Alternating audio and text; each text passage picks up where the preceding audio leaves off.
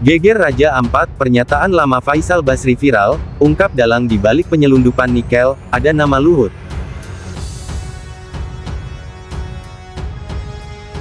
Yang paling banyak merugikan keuangan negara itu Pak Jokowi.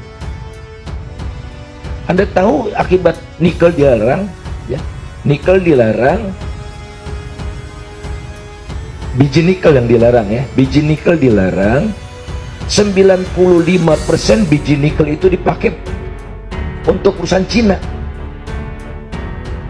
Dikasih harga, kan gak ada harganya. Harganya di Shanghai $80.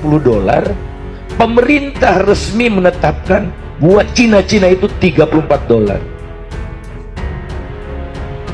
95% produknya diekspor ke Cina. Bebas bayar pajak 30 tahun. Tolol itu namanya. Pertanyakan saya, silakan Pak Jokowi. Saya udah bilang kemana-mana. Bahkan sudah di sidang kabinet terataskan omongan saya itu. Tapi masih dipidatokan lagi. Wah, kita dapat rezeki nombok 450 triliun. Kebohongan luar biasa itu. Kita kan sekarang rakyat Indonesia, Cina yang dapat 400 triliunnya itu. Jadi jangan main-main ngurus negara Pak Jokowi. Ya, jangan se-naif itu gitu. Menurut saya udah keterlaluan, makanya saya bilang Pak Jokowi itu yang dia rusak bukan karena korupsi zaman Pak Harto, PKN. Yang dia rusak nih fondasi bernegara. Menteri Investasi dan Kepala Badan Koordinasi Penanaman Modal (BKPM) Bahlil Lahadalia menyebut ekspor ilegal ore nikel merupakan pelanggaran hukum karena sudah dilarang. Pemerintah menerapkan kebijakan larangan ekspor ore nikel sejak Oktober 2019 silam dan resmi ditetapkan pada Januari 2020. Bahlil menegaskan praktek ekspor ilegal ore nikel merupakan bentuk pelanggaran hukum yang harus diproses secara hukum. Temuan ekspor ilegal ore nikel ini dilaporkan ke Satgas Koordinasi dan Supervisi Wilayah 5 KPK Dian Patria. Ekspor ilegal ore nikel terjadi dari Januari 2020 hingga Juni 2022 berdasarkan data website Bea Cukai Tiongkok. Dari data tersebut diketahui sebanyak 3,39 juta nikel ore diekspor pada tahun 2020 senilai 8,6 triliun rupiah. 985 ribu ton diekspor pada tahun 2021 senilai 2,7 triliun rupiah dan 1,08 juta ton diekspor pada tahun 2022 senilai 3,1 triliun rupiah. KPK kini masih menelaah indikasi kerugian keuangan negara terkait ekspor ilegal 5,3 juta ton ore nikel ke Tiongkok tersebut. KPK akan menyelidiki keterkaitan ekspor ilegal jutaan ton ore nikel ke Tiongkok ini dengan dugaan korupsi izin usaha pertambangan atau IUP di Kementerian Energi dan Sumber Daya Mineral. Pak Luhut, masa depan hilirisasi minerba ini akan seperti apa? Pak Luhut sering bilang juga bahwa apa yang Anda lakukan ini adalah legacy untuk masa depan. Apa yang Anda lihat 30 until 50 years from now, Pak? Ya sekarang kalau saya bilang ya, kalau semua kita kerjakan ini, sebenarnya kalau kita continuous seperti ini aja, konsisten seperti ini, 10 tahun ke depan, jangan aneh-aneh gini terus saja. Kita kan sekarang baru downstreaming tadi nikel. Kita sudah masuk copper nih, masuk tin, masuk boksit, kelapa sawit, siwit. Ini kan semua nanti terintegrasi lagi. Kita punya ada silika, ada punya macam lagi. Ya siapa yang melawan kita? Pendidikan kita jalani dengan bagus, kompak kita semua. Ya ganti-gantian aja, jadi presiden pun tidak akan habis-habis yang mau dikerjain. Siapapun presiden, jangan takut dan tua. Percaya sama saya, read my lips. Siapapun presidennya, kalau memang presidennya mau kerja, kecuali hanya mau jadi presiden doang. Tapi kalau kau mau presiden seperti Pak Jokowi, ya, saya kerjanya nggak bisa habis. Pak Jokowi itu satu hari bisa rapat 4 item loh, 4 agenda, 4 macam masalah. Ya, bisa 3 kali seminggu atau 4 kali seminggu. Begitu banyaknya masalah di Republik ini. Tapi apakah selesai? Enggak juga, masih banyak yang belum selesai. Jadi siapapun jadi presiden ke depan, itu yang masih muda mungkin sekarang masih di UI, dia baru tingkat 3-4, mungkin dia jadi presiden juga nanti pada waktunya masih banyak masalah lain lagi. Menteri SDM menghimbau, beritanya ada, nanti saya kirimkan.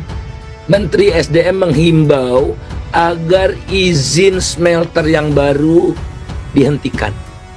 Menghimbau, dia hanya bisa menghimbau padahal dia menteri yang bertanggung jawab. Dia tidak punya kuasa. Ada yang punya kuasa luar biasa, namanya Luhut Panjaitan. Waduh. Dialah yang mengorkestrasi ini. Dialah yang memberikan input sehingga Pak Jokowi ngomong seperti itu. Dan saya sudah bertemu dengan Pak Luhut. Dia tidak bisa menyangkal pandangan-pandangan saya. Sebaliknya saya bisa menyangkal seluruh pandangannya. Di akhir pertemuan saya dengan Pak Luhut mengatakan, kalau gitu smelter Cina untungnya banyak juga ya. Ini orang pura-pura tidak tahu apa, naif gitu. Ini saya buka. Memang saya dimarahi ya oleh deputinya kenapa saya membuka pembicaraan saya dengan Pak Luhut ke publik gitu. Tapi yang saya bicarakan ini bukan masalah privat, ini masalah publik kan, Guru. Iya, Saya betul. tidak masalah tidak bicara dengan keluarga dia, harta dia berapa segala. Tidak, ini masalah publik.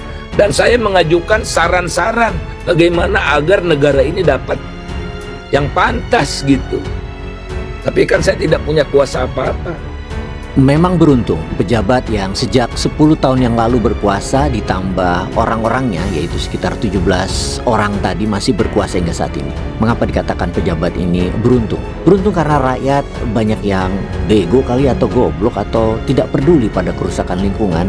Yang peduli itu hanya segelintir saja. Rakyat mungkin dulu dijali oleh buzzer pasukan pendengung yang memuji-muji penguasa tertinggi tersebut, dan rupanya itu sudah masuk bawah sadar bahwa orang yang berkuasa itu memang sangat prestasi, dan orang-orang yang rendah intelektualnya ya bisa menelan itu mentah-mentah tanpa pernah berpikir kritis. Dan salah satu di antara 17 pejabat tersebut ada pejabat yang perawakannya kecil tapi lincah dan sangat sakti. Dia dianggap jago memainkan izin tambang. Pernah mau mengosongkan Pulau Rempang dan pulau di sebelahnya. Dalam 1 bulan dia bekerja keras buat PSN, bohirnya yang dari Tiongkok itu. Lalu dia juga diplot jadi penguasa Golkar untuk menyingkirkan Erlangga yang digosipkan tidak disukai oleh Mulyono.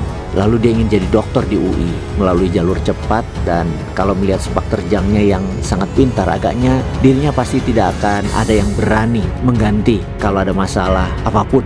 Gak mungkin Pak Prabowo berani menggantinya. Pak Menteri ini lebih kuat dari orang-orang di sekeliling Pak Prabowo. Mereka semua takut pada Menteri ini dan pasti akan selamat dia dari reshuffle yang katanya akan diadakan Pak Prabowo sebentar lagi. Dan belum lagi, Guru, ada penyelundupan. Oh. Yang Iya, 5,7 juta ton itu. Karena, Guru, kalau barang itu dilarang, seperti narkoba dilarang kan? Iya, betul. Pasti ada pasar gelapnya kan? Sampai ke penjara-penjara itu. Nah itu dia. Kalau dilarang, permintaan di luar negeri ada yang nyelundup. Dan yang menyelundup itu petinggi-petinggi.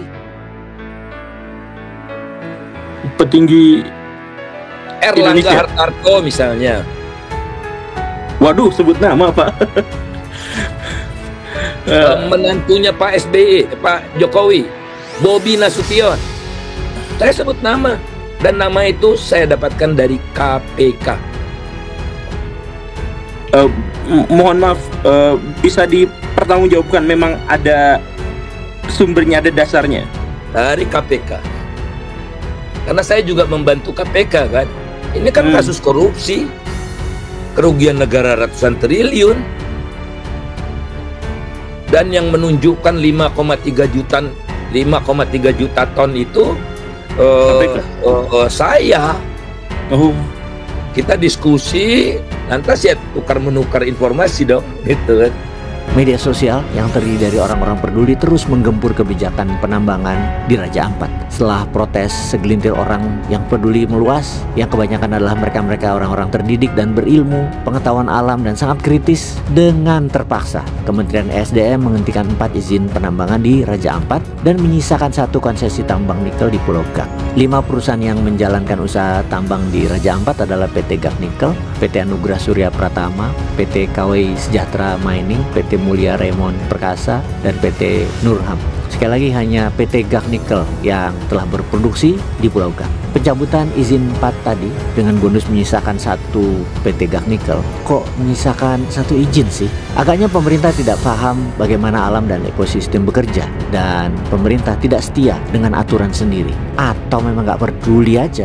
Pulau Gak merupakan bagian tak terpisah dari wilayah Kabupaten Raja Ampat dan dari ekosistem yang unik. Pulau ini bagian dari ecoregion Raja Ampat yang sama, yang saling terhubung dan terkait. Pulau Gak itu hanya 60 km persegi luasnya. Pulau kecil memiliki ekosistem yang rapuh. Itu sebabnya menurut peraturan pemerintah sendiri, pulau kecil terlarang untuk ditambang. Ketentuan ini tertuang dalam Undang-Undang Nomor 1 Tahun 2014 dan diperkuat dengan putusan MK pada tahun 2023. Belakangan aturan diubah untuk mengakomodasi keserakan investor tambang, namun dengan syarat tidak merusak lingkungan serta disetujui warga setempat. Pengertian tidak merusak lingkungan itu sangat longgar.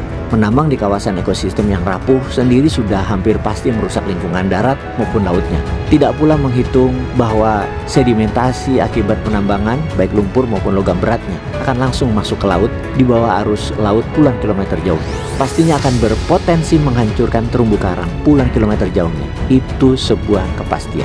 Kawasan Raja Ampat adalah kawasan yang memiliki geopark global berkelas dunia dan sudah diakui oleh UNESCO sejak Mei 2023. Terletak di Papua Barat, Raja Ampat dikenal dengan formasi batuan tua dan landscape karst yang unik. Lautnya biru jernih, gugusan pulau karst yang menakjubkan serta kekayaan hayati laut yang menjadi rumah lebih dari 1.300 spesies ikan dan 600 jenis karang, membuat wilayah ini disebut The Last Paradise on Earth. Raja Ampat terdiri dari pulau-pulau kecil berdasarkan undang-undang masuk kategori pulau yang tidak boleh ditambang. Namun saat ini ada aktivitas tambang diantaranya Pulau Gak, Pulau KW, dan Pulau Manura.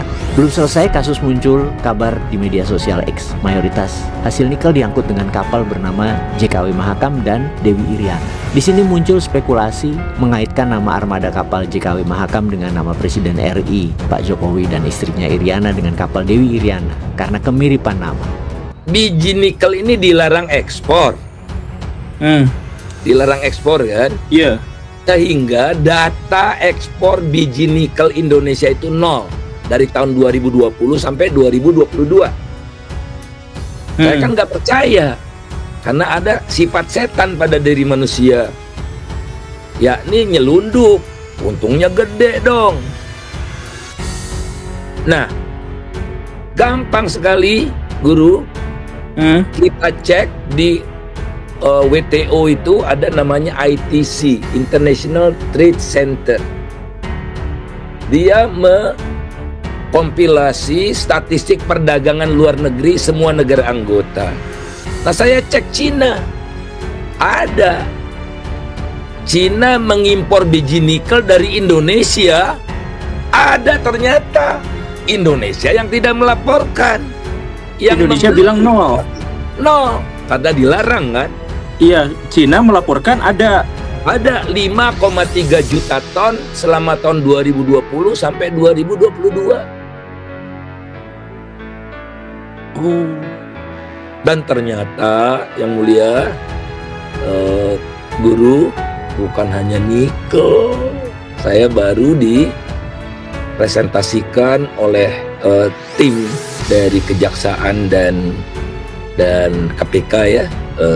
Ini kawan kita mata rantainya segala macam. Nah, pada titik ini saya nggak mau sebut nama karena masih diinvestigasi. Ya, berarti semua nama dan semua data yang Bapak tadi sebut itu sudah konklusif ya, sudah ya. Memang ada datanya, sudah bisa dipertanggungjawabkan. Iya, berarti Berdasarkan penelusuran kapal tongkang dengan kode JKW dan Iriana diketahui terkait dengan perusahaan PT IMC Pelita Logistik Tbk dengan kode saham PSSI di Bursa Efek Indonesia. PT IMC Pelita Logistik merupakan perusahaan logistik dan transportasi laut yang jasanya digunakan oleh perusahaan penambangan, terutama batubara di Indonesia. Ditemukan terdapat 8 kapal dengan nama JKW Mahakam dan 6 kapal bernama Dewi Iriana. Sekali lagi, semoga tidak ada hubungannya dengan apapun dengan Pak mantan Presiden ke-7 Indonesia dan keluarganya. Semoga ini hanya kemiripan nama. Menurut sahabat, apa kira-kira hubungannya? Peace. Seiring ramainya perbincangan menyoal kasus penambangan nikel di kawasan Raja Ampat, Papua, pernyataan lama nan kritis dari mendiang ekonom senior, Faisal Basri kembali mencuat ke publik. Pernyataan lama Faisal Basri ini terkait dugaan penyelundupan nikel ke luar negeri. Ia bahkan dengan berani menyebut nama-nama pejabat tinggi pemerintah RI. Diketahui, aksi penambangan nikel di kawasan Raja Ampat ramai diperbincangkan publik, khususnya di media sosial. Banyak kalangan mengkritik terkait perizinan tambang di kawasan Raja Ampat dan dikhawatirkan merusak ekologis daerah yang sudah dinyatakan sebagai warisan dunia itu. Belakangan, pemerintah telah mencabut 4 izin usaha penambangan IUP, nikel di Raja Ampat. Kembali ke pernyataan Faisal Basri, beredar potongan video Faisal Basri yang mengulas dampak kebijakan Presiden Joko Widodo atau Jokowi kala menjabat terkait larangan ekspor biji nikel. Menurut Faisal Basri, kebijakan tersebut justru merugikan negara secara signifikan, terutama karena sebagian besar sumber daya nikel dimanfaatkan oleh perusahaan asing. Yang paling banyak merugikan negara itu Pak Jokowi. Anda tahu akibat nikel dilarang, biji nikel yang dilarang ya, 95% biji nikel itu dipakai untuk perusahaan China, ucap Faisal dalam rekaman tersebut. Ia juga menyoroti harga yang ditetapkan pemerintah untuk penjualan biji nikel ke perusahaan China, yang menurutnya jauh di bawah harga pasar internasional. Dikasih harga, kan gak ada harganya di Shanghai $80. Pemerintah resmi menetapkan buat China itu $34, ungkapnya. Faisal bilang bahwa sebagian besar produk hasil olahan nikel diekspor ke China tanpa dikenakan pajak ekspor dalam jangka panjang. 95% produknya diekspor ke China, bebas bayar pajak 30 tahun. Tolol itu namanya, tegasnya. Sementara dalam potongan video lain, Faisal Basri bahkan berani menyebut sejumlah nama-nama pejabat terkait penyelundupan biji nikel. Mulanya ia mengatakan bahwa Menteri ESDM mengimbau agar izin smelter yang baru dihentikan. Mengimbau, dia hanya bisa mengimbau, padahal ia menteri yang bertanggung jawab. Dia tidak punya kuasa, kata Faisal. Ada yang berkuasa, namanya Luhut Panjaitan, dialah yang berkuasa mengorkestrasi ini, dialah yang memberikan input sehingga Pak Jokowi ngomong seperti itu, tambah dia. Faisal lantas menegaskan bahwa dirinya sudah bertemu dengan Luhut, dan Luhut tidak bisa menyangkal pandangannya. Namun sebaliknya, Faisal menyebut bisa menyangkal seluruh pandangan Luhut. Ia bahkan mengungkap soal ada penyelundupan yang dilakukan oleh petinggi-petinggi. Bahkan ia tak segan menyebutkan nama pejabat tersebut. Ini saya buka, dan belum lagi ada penyelundupan, yang 5,2 juta ton itu, karena kalau barang itu dilarang pasti ada pasar gelap kan. Dan yang menyelundupkan itu petinggi-petinggi, Airlangga Hartarto misalnya. Menantunya Pak Jokowi, Bobi Nasution, ungkap Faisal. Faisal mengaku berani menyebut nama itu dan mengungkap bahwa nama-nama itu didapatnya dari KPK. Saat ditanya apakah pernyataannya bisa dipertanggungjawabkan, Faisal tampak mengangguk seraya mengatakan karena dirinya membantu KPK juga. Ia kemudian mengatakan bahwa China ada melaporkan telah mengimpor biji nikel dari Indonesia. Ada ternyata, Indonesia yang tidak melaporkan. Indonesia bilang nol, karena dilarangkan. Padahal ada, 5,2 juta ton selama 2020 sampai 2022, beber Faisal. Ia lantas mengungkapkan bahwa dan ternyata tidak hanya biji nikel. Dan ia menyebut bahwa dirinya baru saja dipresentasikan oleh tim dari Kejaksaan soal mata rantai. Nah pada titik ini saya nggak mau sebut nama, karena masih diinvestigasi, tandas Faisal.